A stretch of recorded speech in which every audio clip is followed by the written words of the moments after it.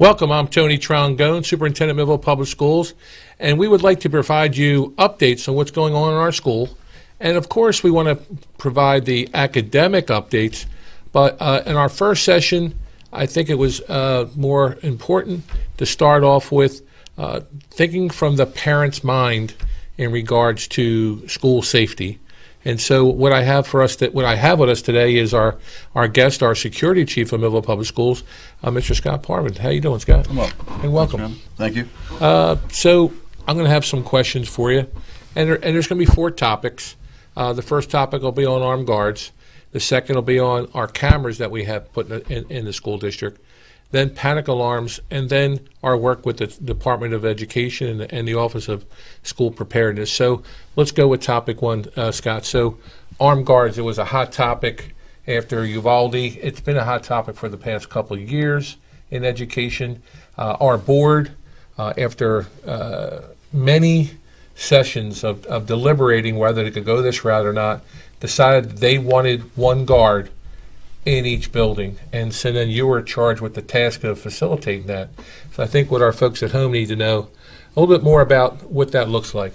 Sure, Tony. So, so we went with a firm, KD, National Force Security, which in total is to provide us with 9 armed security, for 1 for each school. There's a picture of one there. There is, yep, and that's actually, so it's myself meeting with JT Banks. He's the armed security guard for currently the senior high school, and we're talking about the security plan, implementing the armed security and what that looks like in our school systems. Who's that with them? We're talking to Officer Sean Guy and Officer Kenny Sherritts, who are the school resource officers for our district. So it's K&D security, but they work in concert with our Millville police? They do, and actually that was a huge piece, was when we brought them to the table. We wanted them to sit down with the chief of police and our SROs, the SRO sergeant, Jen Sotero, and understand how they fit within our school system and how they work in conjunction with the Millville Police Department. So tell us a little bit about this implementation, because I don't think it's as easy as people lead it to believe. Right. So first and foremost, so each one of the KD armed security guards are retired law enforcement. And that's the number 1 recommendation that we had to them, is they have to have a law enforcement background. They hold what we call a SORA Level 2 certification. So SORA is a state guideline for security officers, and Level 2 means you can carry armed. You're able to carry a firearm. And the KD armed security firm, actually, they train the KD officers to be school safety specialists, is what they refer to them as. So they have, aside from their law enforcement experience, they have specific training that deals with being in schools, particularly, and how to respond to school-related events. So they have that training as well. And that was a concern, because there's a big difference between law enforcement and then school safety as far as the responsibility of a security guard. What is the difference? So, I mean, obviously, from a law enforcement standpoint, there's, especially in Cumberland County, that can come from different directions, right? We have Department of Correction police, we have police that patrol in our different counties, sheriff's department, et cetera. So, law enforcement comes from different backgrounds. Each one of those backgrounds brings a different asset, if you will, to the table, right? But what we need to do is kind of conform. So, aside from being assigned as an SRO to a school, law enforcement in general doesn't have a lot of direct related school experience, if you will. Like we're not in schools. We respond to schools, but we're not in schools. So to train them and prepare them to be in schools as armed security in schools, we get them acquainted to like the school environment, if you will. So it's first and foremost a friendly face. We want them to be a friendly face to our students and staff. Obviously, we know they're there for a specific purpose. But we don't want that purpose to come to fruition, as far as we do not want an attack on our school, but they are there in the event that happens. But in the interim, we want them to be a friendly faced. We want them to patrol our schools. We want them to understand the integrity, if you will, of our school safety. They're responsible. We have them working in unison with our security aides that are already present. So we never got rid of our security aides then, correct? We did not. No. They work in unison, and they work as another level of vigilance, if you will. Right. So our security aides, as they focus on being aware of, the kind of the hallway behavior, the removal of students from class if necessary, the enforcement of, I would say, like standard school rules, the not wearing of the hoods and things like that in schools. And that's at the secondary level? That's at more or less at the secondary level, yeah. In elementary, it's not as prevalent as far as the going into a classroom or like things like that, right? I usually see the school aides, they're at the front desk, they're taking care of some things, but it's more prevalent of what they're doing with the kids as far as, I guess, discipline at the secondary level, Lakeside and the high school. Correct. Yes, and then the security is as well. They work at our entry points, if you will. So when parents come to pick up their students, et cetera, they're there for that purpose as well, to vet the parents as they come in. Now our KD security, on the other hand, even though they help support those tasks, their main focus is what I call the integrity of the school building itself, right? The safety, integrity of the building. So I want them aware of the perimeters, the exterior and interior perimeters of the building. I want them to remain vigilant of if doors are locked, if they're locked properly. I want them to remain vigilant of obviously any person that's on school property that may not belong there. They're hyper focused, if you will, on those tasks, rather than being, kind of pulled away from those tasks by the other things that the security aides may handle. So more of an external threat? I know it's not 100% external threat, but it sounds to me like you're worried about, they're more focused on an external threat. They are. That's primarily their focus, right? If an external threat, obviously they are vigilant of what happens in our hallways and in our schools. But what I like, I think a better way to put it, Superintendent, is they're focused on what would be an imminent threat of danger. Whether that comes from exterior or interior, that's what they're hyper focused on, hyper vigilant. Okay, good.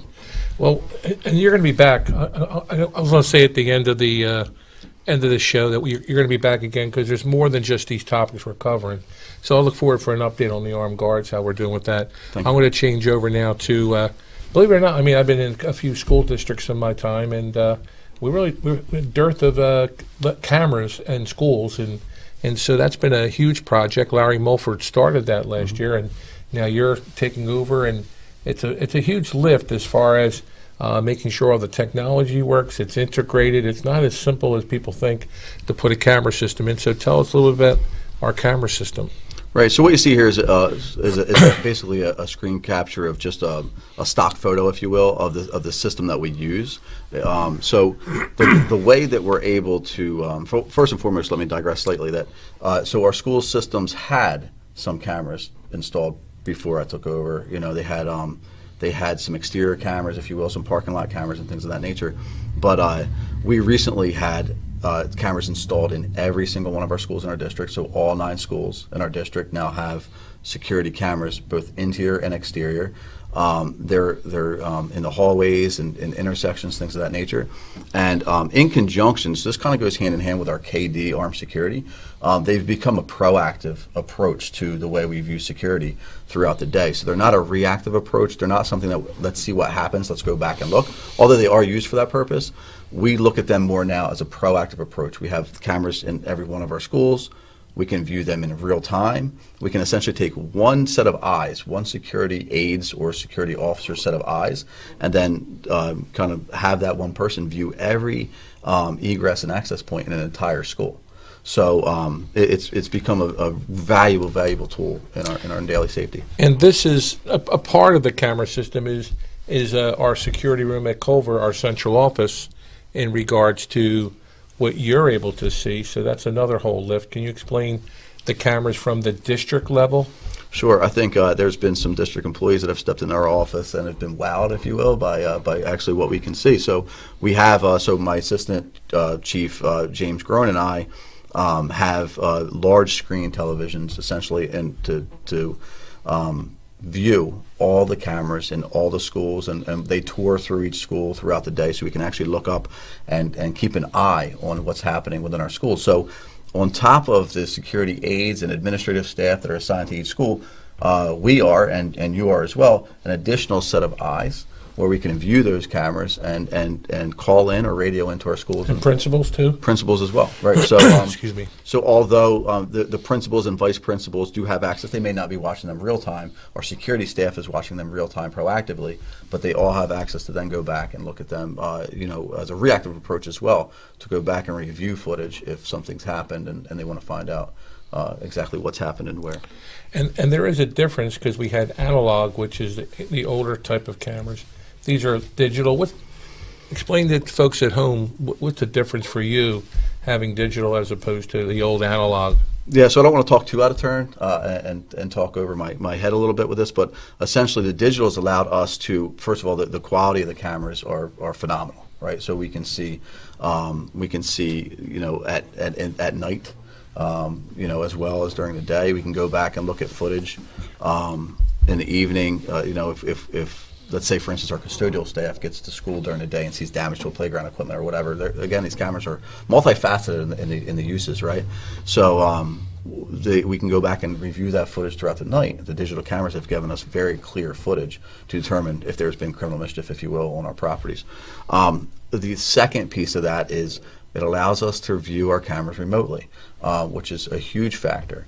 If we get a call, that something happened, from anywhere that we have access, and I want to specify that access is very limited to these cameras, right? So it's very controlled. Only certain people have that access, but the people that do can go on and view those cameras. Like I do that from home. Correct. I can check and see what's going on from my house, what's going on. And then in the future, our next step is to provide, when needed, our police force. Our Millville police force can have access to those cameras too, right? That is correct. So that's going to be done through what we call a memorandum of agreement. We will allow the police department through that memorandum to have access to our camera system on a very strict as-needed basis. So they won't be streaming in, let's say police dispatch constantly, but they have to present a need to go back and look at those or view those cameras in real time. If we have an incident at our school, as they respond, they'll be able to pull those cameras up and view that particular school as their officers are responding. So it's a very, very good tool for that as well, for safety of not just our schools, but of the officers responding. So some good stuff. So we're going to take a commercial break. We'll be right back. We're going to continue with our Chief of Security, Scott Parvin, right after these messages. Allen Associates is a family-owned and operated full-service agency, managing a broad base of clients in the New Jersey area. Allen Associates has been a leader in health benefits and financial services, including health, prescription, life insurance, pension, 401k plans, and estate planning. With more than 60 years of experience and a staff of highly trained and dedicated professionals, Allen Associates is noted for its ability to build strong, long-term relationships with our clients and the communities we serve. Give them a call today at 856-692-2250. Allen Associates, your complete health and financial services, Vineland, New Jersey. More than a century ago, General Tire was born, right here in America. Since then, we've made a name for ourselves by making tires you can depend on. Tires built to handle any road this country can throw at them, and relied on by every kind of driver. So you know that no matter where life takes you, with General Tire, anywhere is possible. At Mintz Insurance, we're proud to have been serving our customers for nearly 80 years, offering 30 different insurance products for your auto, home, and business. And to help ensure that you're getting the best rates possible, we give you up to 3 quotes for every policy, so you can choose what's right for you. At Mintz, we're part of the community, local representatives, supporting events, and proud of it. It's part of who we are. Mintz Insurance. Call today and find out how we can help you save on insurance, or visit us at mintzinsurance.com.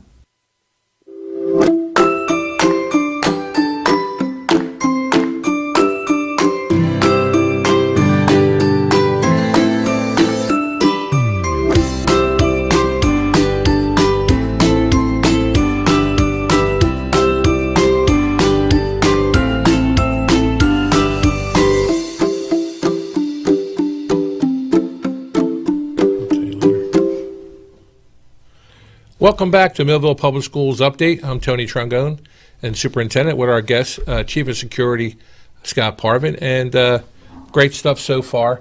And before I go into the next topics, I wanted to say that listening, and then if I was someone in the audience, this is very important. And I know some of this stuff isn't whiz bang exciting stuff, but I think it's fundamental to protect our bundles of gold here.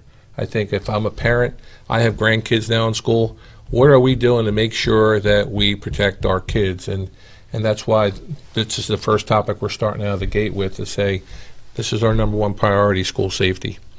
And so that being said, panic alarms. Tell us a little about the panic alarms that have been installed. So panic alarms are required by law, by Alyssa's law particularly. Alyssa was one of the victims of the Parkland shooting. And her parents, after she passed away, pushed to have Alyssa's law put into place, which requires each school to have a panic alarm that directly notifies the police department or first responders in the event of a school shooting or an event that requires a school to go into lockdown, an imminent threat, if you will. So prior to me taking over this position, and this was a project that was started by Mr. Mulford as well, we started to look at different ways that panic alarms can be implemented into our school system. We did have a version of that was remote via cell phone, but we know that the cell phones don't work. Correct. So we wanted something. Especially in Millville, they don't have the coverage. Right. So we wanted something more reliable, if you will, like and easier to function. Right. We didn't want anyone in that moment of panic, if you will, to have to fumble through a cell phone. We wanted something very, very easy to function. So we went with a company called 911 Inform, and the first phase of that was to install panic buttons in each of our schools. So the panic buttons, there's 2 in each school. And they are a direct link to the Millville Police Department. So it's like a bank. You just push the button, right? Push the button. Because there's fumbling going on when something's happening. You got to push buttons on your phone. You got to make it easy, right? Correct. And just like the slide prior, that's actually one of the panic buttons that's found in our schools. That's a stock photo off the internet, but it looks exactly like this, where you lift the front cover and you just smash the button. You just smash the button on your way to your lockdown area, so you can make yourself secure while you're also notifying the police directly through that. And again, that's in compliance of by law, Alyssa's law, which requires that to be present. And I'm going to go a little further with this 911 Inform. It's also going to work in concert with our cameras, correct? It is. So that's phase 2 of this program, where now that our cameras are installed in every one of our schools, the way this is going to work in unison is that when that panic button is hit, it notifies the police department, like I said, of the panic, of where the panic occurs, and it's going to work in conjunction with their mobile data terminals in their vehicles, the MDTs as they're referred to, and it's going to show school maps, it's going to show locations, and it's going to show camera views to particular cameras. So the officers that are first responders get to see in the building before they get to the building. That is correct. And again, that's awesome. So my background, obviously, as a retired law enforcement officer, that's something that I see very valuable on their end. Great. Well, again, I want to go now to probably the most underrated part of security, and it's human behavior. And so your work with the New Jersey Department of Ed has its own department now, and it's called the Office of School Preparedness. Correct. And so tell us a little about your involvement with it, and then what's happened from since you started. Yeah. So aside from being the Chief of Security for the district, I also hold another title of being the School Safety Specialist. And the School Safety Specialist is required by law. Each district's required to have one. In conjunction with that title, I work with the New Jersey Department of Education Office of School Preparedness. Particularly, I've done a lot of classes with Mr. Tom Gambino that trains me based on the latest information that's being rolled out, not just statewide but nationwide, as far as how we combat the issues of school violence or school safety. Those recommendations come from the Department of Education, as well as the Office of Homeland Security and the New Jersey State Police, and how to respond to various issues such as bomb threats, active shooters, etc. But as you mentioned, a key part of that is, and I say it all the time, a policy and procedure is only as good as the people that implement it, right? And I've realized that my thought process is kind of different than a teacher's thought process, if you will, when it comes to, viewing a door a certain way or viewing a window a certain way. Teachers, they're there to teach. My background's different, so that's what I bring to the table. The Office of School Preparedness has allowed us to kind of merge those two worlds, if you will, to allow me to explain through tools that they give me, the School Preparedness Office give me, to explain to teachers in a way that they understand the importance of not propping doors and making sure they're secure, et cetera. And that's been done through actually the Office of School Preparedness coming to our district and presenting to our front office staff and our teachers and our administration in partnership. So we've had some trainings already. We had the administrators were trained. Correct. Yes. And then what's really, I think, not cutting edge, but really common sense, is the training by our secretaries. So tell me a little bit about that. Right. So what they call, so again, this is Department of Education, Office of School Preparedness. It's their state training. They offer what they call front-end staff training. It's unfortunate, but we take from these school events, these school shooting events, and we debrief from them. We read what's called after-action reports and debriefings and things of that nature, and we dissect them. And obviously, we found that one of the first lines of defense in a lot of school incidents of violence is that front office staff. They're the people that meet the attacker or intruder first. So it's important that they are trained in how to effectively call a lockdown, effectively make sure that their area is secure, and not just in the event that one of those things is transpiring, but in the event of everyday school safety. So every day they come in and they it trains them to kind of be vigilant of what they have to look out for. So we're winding down now. What are some next steps you're working on as far as the security program? Some next steps. So I'm going to continue. There's a lot, right? So it's an evolving, living being, if you will, right? So the continued policies and procedures and just the training and the conversation is the drills, key. Right? The drills, just having that constant dialogue with the district administration and district staff about the importance, how to properly perform a drill, how important drills are to do, and just the daily vigilance. So that constant dialogue is something that I'm really leaning into a lot. Being present in meetings, being a face to the district, and then there's obviously some technology advancements that we're looking to as well, some two-way radio upgrades and things of that nature that we're working on as well. Good. Well, Scott, this is the first great session to provide our parents and guardians and our school community about what we're doing in our schools. And again, we're going to have a session on reading and writing and arithmetic, but I wanted to take this first step with you, Scott. So thank you for this first step with us and the public, engaging them on what's going on in our schools. And we look forward to having you back. Yeah, thank you. All right. Take care. So that concludes the first half of our show, and we'll be right back after these commercials. At Mintz Insurance, we're proud to have been serving our customers for nearly 80 years, offering 30 different insurance products for your auto, home, and business. And to help ensure that you're getting the best rates possible, we give you up to 3 quotes for every policy, so you can choose what's right for you. At Mintz, we're part of the community, local representatives, supporting events, and proud of it. It's part of who we are. Mintz Insurance. Call today and find out how we can help you save on insurance, or visit us at mintzinsurance.com. More than a century ago, General Tire was born, right here in America. Since then, we've made a name for ourselves by making tires you can depend on. Tires built to handle any road this country can throw at them, and relied on by every kind of driver. So you know that no matter where life takes you, with General Tire, anywhere is possible.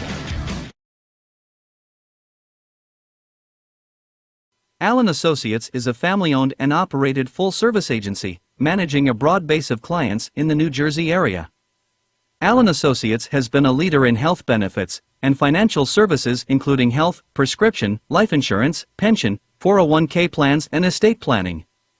With more than 60 years of experience and a staff of highly trained and dedicated professionals, Allen Associates is noted for its ability to build strong, long-term relationships with our clients and the communities we serve. Give them a call today at 856-692-2250. Allen Associates, your complete health and financial services, Vineland, New Jersey.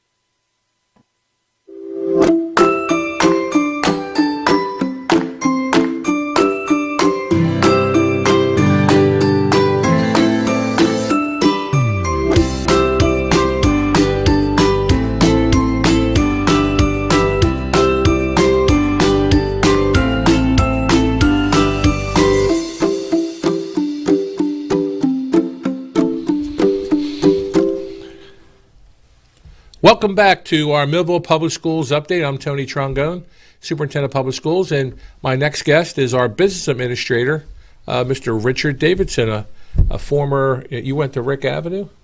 Started in Mount Pleasant. Mount Pleasant? And spent 7th grade over Rick Avenue. And I left that out for Mr. Parvin because he's also a Millville grad also. Yes, he is. So he's also a Millville guy. And then, and what year did you graduate? 1993. Yeah, so a lot of 93 graduates working for the district, I know. You've got a lot of relationships, Rich. Very, very popular year for the BOE. So we're talking finance. Mm-hmm.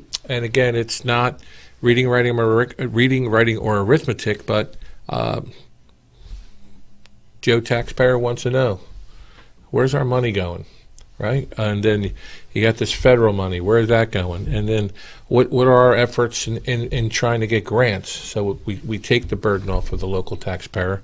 So let's tell the story about what happened from the beginning of the pandemic onward. So what's that first grant you got with? So the first grant was the ESSER 1 funds.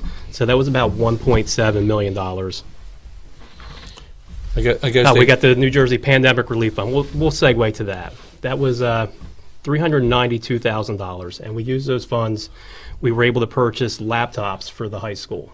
So at the high school, we realized we did not have a device for every student, and to be able to facilitate remote instruction, it was necessary to get those devices into the hands of the students. So that was very helpful in being able to transition to a full remote instruction for the high school. Do we have to pay that back? That is $392,000. We do not have to pay that back. All right, good.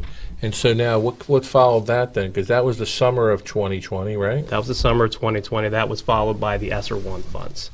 So if you remember back to the beginning of the pandemic, we were receiving all kinds of guidance from the CDC about what we should do to be able to provide in-person instruction, what we should do for remote instruction. So we spent a lot of those funds on, PPE. It was masks. It was, the plexiglass desk shields that we had 4,000 desk shields that we ended up purchasing. We purchased pallets upon pallets of hand sanitizers and gloves and cleaning supplies and the digital thermometers that we had instituted for the entry procedures. So we went through that. That was 1.7, and that's what it was designed for. It wasn't designed to augment your budget. It was actually designed to, facilitate getting students back in the classroom and having a safe learning environment.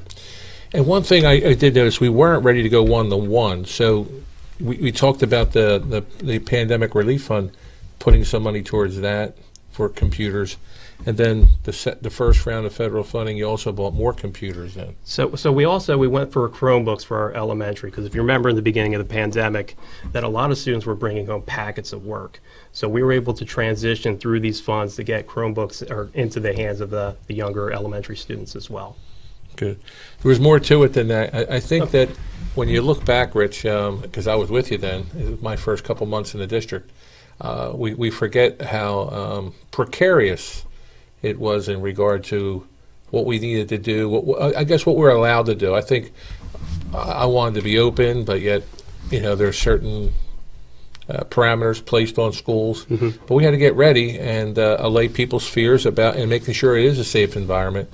And did you buy, I remember there were the air quality also. Mm-hmm. With that first round, did you buy any HEPA filters with that one or no? So we also, that was mostly with the ESSER 2 funds, but also for the tail end of the ESSER 1, we did purchase some of those, air purifying devices as well. Okay, so between the summer of 2020 and then the next round of federal funds, you had the COPS grant. So we had the COPS grant, and that ties into what you were speaking with previously with Mr. Parvin, is, that allowed us to implement, camera systems. It was a $500,000 grant. We were able to purchase servers to maintain those camera systems.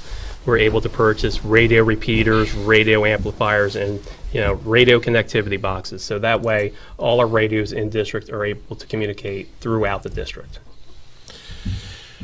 And I want to thank Mr. Trevelini for working with you on that. Again, this grant nothing being paid back for that grant, right? Correct. It's a grant. That is a grant. And I know. He submitted a great application. I know we were turned down the first go-round, but we were persistent, and we submitted it a second time. We were able to secure those funds. Great, good stuff.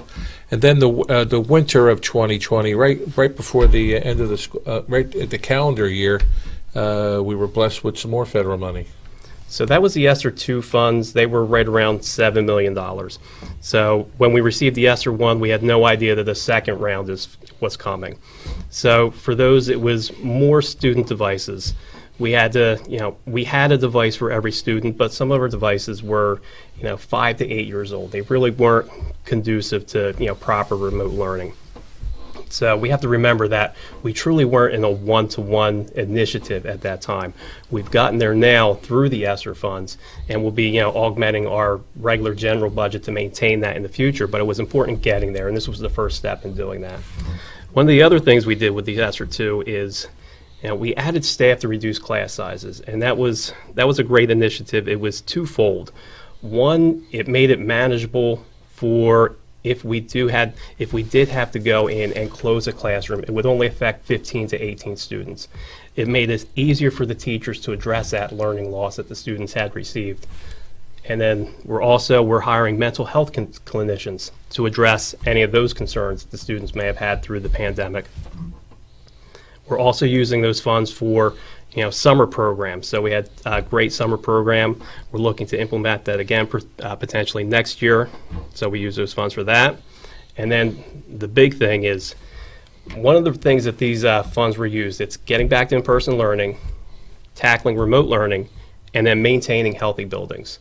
So we realized we had a HVAC issue at Silver Run.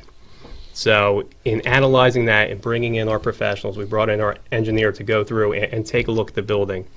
We're actually proposing, and we have the ball rolling right now, for a multi-million-dollar HVAC upgrade at Silver Run. And that leads us to the spring, because we were blessed with even more money, right? So you started the planning, because I think folks in government know that it's not like your house where you can just bring somebody in and they can say, oh, that price is good.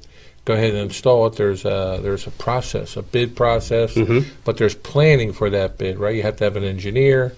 There's T's to cross and I's to dot in order to get that done, right? Those expenses. So if we want to show that third grant, I guess we call it the ESSER 3 or ARP. ESSER 3, we're really creative with the naming conventions on these grants here. So I will tackle, we're doing the rest of Silver Run with that. We estimated that it's a $10 million project between the two grants. So we're also looking to potentially add Holly Heights to that, and I'll speak to that in a little bit as well. But ESSER 3 is pretty much, it's a continuation of the ESSER 1. It's a continuation of the ESSER 2. The items that we put in place with ESSER 2, we're looking to continue those in ESSER 3. So that's staff to reduce class size, it's a summer program, and instructional resources. So part of those grants have contingencies, not like restrictions, like some of the percent of the money has to go towards, and it should, but it goes towards loss of learning. So the summer program is a staple of the grant. You have to submit your plan learning. It's just not one-time shot HVAC projects. It has to go towards learning and mental health, correct? Correct. So what they do with these grants is they give you a bulk award. So out of the ESSER 3, if it's $16 million, they'll break it up into 5 different silos. And then there's a set aside to address mental health. There's a set aside to address, summer programs or extended school days. And there's, different set asides that, they silo those funds into, and we have to address those needs. And I want to go a little bit on the class size because, again, I was with you there, so I want to just not embellish, but, augment, as you've been using that word. Your response to that is, with class size, remember, we were going to A-B cohorts, and we found out that at the preschool, Joanne Burns was able to keep the kids in both cohorts in at the same time because their class sizes were so small. So if we were told that we had to have certain social distance parameters, what amount of kids can be in the classroom so we could have all the kids back at the same time so they can be in school every day. And so that was the logic. Besides, there's a health issue, but there's also, child care issue. So K to 2 was 15 kids in a class, and then 3 to 5 is 18 kids in a class. But then Stephanie DeRose did a great job. We had issues at Lakeside. It was a junior high model. We went to a teams, and we had to add some positions there too for class size, and we used that. So we're looking at our budget to make sure we can sustain that in future budgets. And so we're looking forward to seeing how you can sharpen that pencil and see what we can do. I'm going to try my best. Okay, and then after that third federal grant, we had some other good news. So we had some great news come in this past month. We applied for the a $5 million grant for HVAC improvements through the BPU. We applied last year. We were put in the queue in the waiting list. We were notified this year that potentially the grant is wrapped up. We're just having, crossing some T's and dotting some I's, and we should be able to secure those funds within the next 2 weeks. And that will go to HVAC improvements at Holly Heights. So we're looking to full upgrades for HVAC for Silver Run and Holly Heights within the next 2 summers. That's great news, and I think that our folks at home should know that we have folks in the district looking for their best interest, not only the staff and the kids, but as taxpayers knowing that we're going for grants, making sure we get funding outside Millville local to get those one-time projects done for our buildings. And then I can say that there are other districts. I know Cherry Hill went to a $350 million referendum, and we're not borrowing any money. I think I have to make that clear. We're not borrowing any money for any of these projects. These are all grants that are helping facilitate these entities that have been spoken to, and so we're really proud of that. But I just want to make sure that the folks in Millville are aware that too. The folks are working, our folks in administration, the teachers, and are all working hard to make sure that we get the kids what they need and at a reasonable cost. In this case, we're doing pretty good with getting federal grants, and then state grants, and then even private grants like that pandemic relief fund, which was like I think the John Bon Jovi concert, right? That was the who's who of New Jersey grant. And then we have one more. Rich, tell us about your last project you have up on. I have Rich really busy. I think if I knock on his door, he's like, "What does he want next?" So tell us about the latest, our latest and greatest project. Not the greatest, but it's. I think it's one of the most exciting. It's the most exciting. It'll probably be the most visible for the community, and that's a full upgrade of the sports complex at Wheaton Field. So tell me a little about that. So that's just a rendering that we have right now, not, just to give everybody a taste of what it could potentially look like. So when we say a full upgrade, so it's a full renovation of the track. It's a turf field. It's moving the stands away so we can now accommodate a 6th lane in the track. It's new sidewalks. It's a ticket booth on each entrance. And you can see that picture there where the track currently, we have a 5.5 lane track, I guess, because that 6th lane just runs into the fence line. So we're looking to add that 6th lane we have back. the engineer, and they kind of chuckle and they say, "What? Do you know you don't have a full 6 lanes?" And he said, "Yeah, we're gonna fix that." And we can have the next slide. That's the field. Right? So that's the field. It'll be a turf field, and you can see, we're hoping by having a turf field, we can have a lot of other events on Wheaton Field. So I remember, one of the highlights is, playing a soccer game against Vineland in my high school career. So having to have more of those events, whether it be lacrosse, whether it be field hockey, soccer, football, to have all those events, the marching band out on the field. And another one? So right now we just go through that chain link gate. We're looking to institute a ticket booth. So even though we've transitioned to online ticketing, we may have to transition to paper tickets in the future, or outside organizations may also have a ticketing system. So we're looking for a new entrance with a ticket booth for everyone to be able to come in, kind of like a main entrance for everybody to say. And then, if you can see there, that current light pole, it butts up right against the stands. We're replacing all our lights with LED lights, and we're going to move that pole out of the way. We're actually going to be able to move the stands back. It'll be closer to the press box, and then with that, that'll give us the ability to add that 6th lane on the track. So it isn't just a football field or an all-purpose field and a track. It's more than that. It's lighting.